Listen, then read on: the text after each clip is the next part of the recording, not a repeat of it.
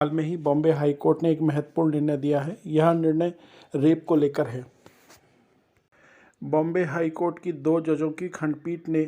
कहा है कि यह स्वीकार करना मुश्किल है कि घनी आबादी वाले क्षेत्र में रहने वाली 2 बच्चों की विधवा के साथ एक बार नहीं कई मौक़ों पर बलात्कार किया जा सकता है। और इस बात को असत्य मानते हुए बॉम्बे हाई कोर्ट ने आरोपी की प्राथमिकता को रद्द कर दिया। खंडपीठ के पास में जो मुकदमा आया था उसमें हाई कोर्ट को ये डिसाइड करना था कि आईपीसी की धारा 376, 406, 427, 323, 506 इसके तहत एक एफआईआर दर्ज करी गई थी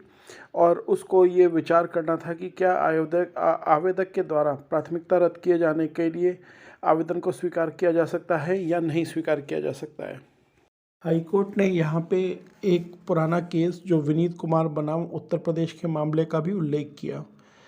जिसमें कहा गया है कि न्यायिक प्रक्रिया एक गंभीर कार्रवाई है जिसके संचालन या उत्पीड़न के साधन में परिवर्तन करने की अनुमति नहीं दी जा सकती है,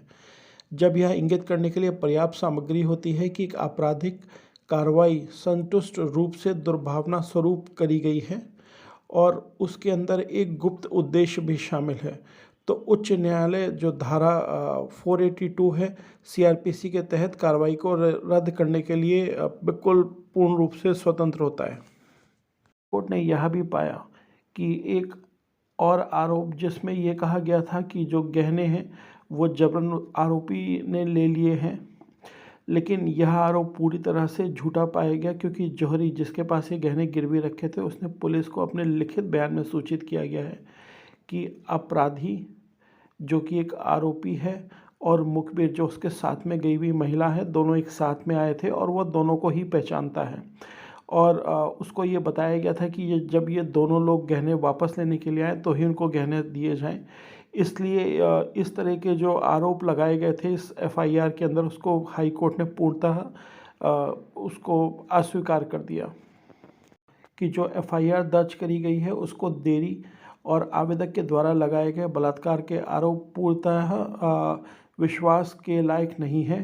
और दरअसल जो प्रार्थी है और आरोपी है ये दोनों एक दूसरे को काफ़ी टाइम से जानते थे और ये किसी भी तरह से स्वीकार करना मुश्किल है कि इतनी घनी आबादी वाले क्षेत्र में जहाँ पे ये विधवा अपने 2 बच्चों के साथ में रहती है वहाँ पे आरोपी ने जाके उसके साथ जबरन एक बार नहीं कई बार बलात्कार किया।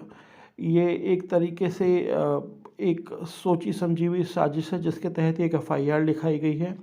और आवेदक और जो मुखबिर है दोनों के बीच में जो यौन संबंध बने हैं वो पूर्ण रूप से सहमति के रूप से बने हुए प्रतीत होते हैं। तो अगर इस केस में अगर हम आरोपी के ऊपर एफआईआर को आगे हम ले जाते हैं तो ये पूरी तरह से गलत होगा और इसको मद्देनज़र हाई कोर्ट ने एफआईआर को कैंसिल कर दिया।